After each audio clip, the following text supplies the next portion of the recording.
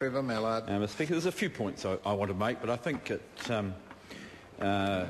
a pity that the Minister didn't acknowledge the ceremony she went to this morning as part of this debate. I think today, within the precincts of the House, we've seen New Zealand's top scholars from 2009, a truly wonderful group of young people, evidence of an education system which for the very best kids is working well. I want to especially say that I'm proud of Wellington in its disproportionate number of top scholars. I think they have done well, and I'm particularly proud of the way that the state schools have gone. And some of the state schools, which are slightly less prestigious, have had some very good results, and so even Invercargill was represented amongst the top scholars. Well, Invercargill was represented amongst the top scholars. It's a pity that Dunedin was, and so Invercargill did proportionally very well. I want to say that I acknowledge the Governor-General and the fact that he made a very generous speech on that occasion, and I think the only thing that I would say is that the Minister's speech on that occasion matched this one. Mr. Speaker, there are a number of points that I'd like to make about this bill, and the first is that I'm sitting, I think, somewhere between the bill that the Labour Party introduced when it was in government and the bill that the Minister introduced. I think that Mr. Peachy chaired the Select Committee well to a midpoint. We took on board some of the criticisms. He managed to distinctly improve we managed to distinctly improve the legislation as it went through. There was an unusual combination of ACT, Labour and the Greens on the Select Committee, ensuring that the accountability mechanisms as part of the Commissioner and Statutory Manager arrangements were in fact brought properly into law. And I do want to acknowledge the role of Sir Roger Douglas and the work that he did do on the Select Committee on that. So I think we have now legislation which makes a positive improvement to the Education Act. I think one of the things I thought we might have heard from the Minister is how progress is going on the rewrite of the Act. I would have thought that it would have been ready for introduction now. It's a major piece of work. I think it's fair to say that the education legislation is a dog's breakfast. During my time in the first part of the last decade, a lot of work was done towards that, and I would have thought that it would be just about ready now. It will be a major job for the Select Committee when it does hit the House, making sure that the various pieces of legislation knit together properly in the new Education Act, and I hope it'll be the Education Act, and it will start with 2.0 rather than be any later than that. The bill does validate some payments in respect of the change of proprietors of integrated schools. And I think that was a very good example of how a validation which doesn't cost the Crown any money works. As the Minister has pointed out, there was another proposal, and that is there was a proposal to relieve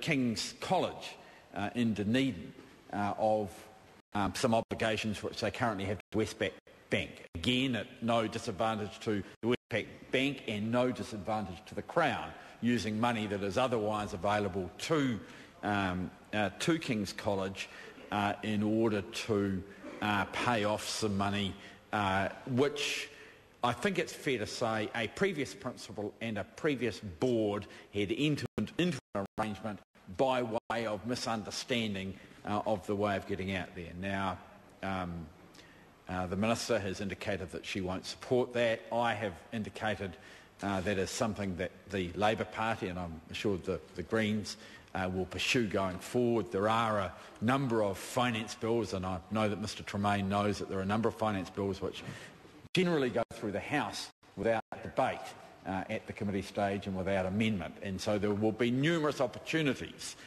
for introduction of validating clauses to those which will be within the scope of those bills, and all I'm inviting the Minister to do is to look at the 3 or 4 schools that are involved, look at the 3 or 4 schools involved. I'm not inviting her to spend any money at all.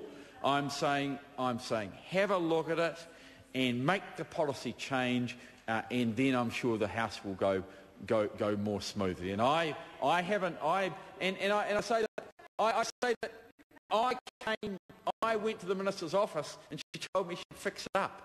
I went to the Minister's office and she told me she would fix it up. And if she does fix it up, the problem will go away.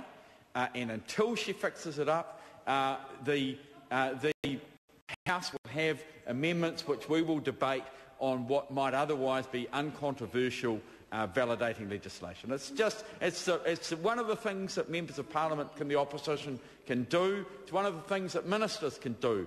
You know, when there's something wrong, it's the putting right that counts. And I know that 2 of my colleagues made a mistake. Now, the original mistake happened in my time.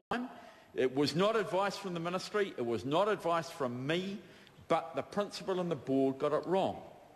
Okay, we accept that. There were a couple of my colleagues who considered the issue, and I don't think they considered it well. I've accepted that. That was something that I'll take it on. My arguments were clearly not persuasive enough. But what I do know is that eventually we will get there. You know, it's one of these things. It's like water. It's like water on a stone, and eventually we will get there, and the right thing will be done for King's College. And I don't know about the other 3 schools. I will visit them. I will talk to them. I'll find out their circumstances. The Minister's been kind enough to give me a list of those schools, and we'll work through whether they actually do fit into the same category or whether they're a try-on. And, you know, and if they're a try-on, then we won't support them. But if they do feel it... and that is the classic comment.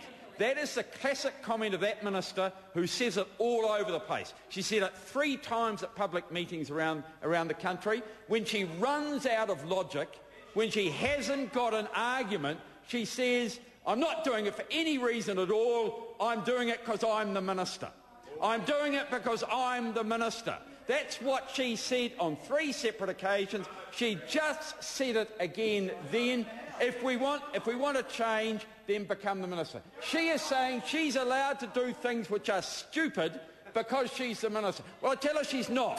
She's not. She is going to be held to account, and she is going to have to discuss with the Prime Minister, with the Minister of Finance, with the whips, with the Leader of the House, why she will not let King's College spend money which is allocated to them in the Crown accounts, which will cost the Crown nothing, on an old debt, rather than having $5,000 a month in interest going to Westpac that should be there for the teaching staff.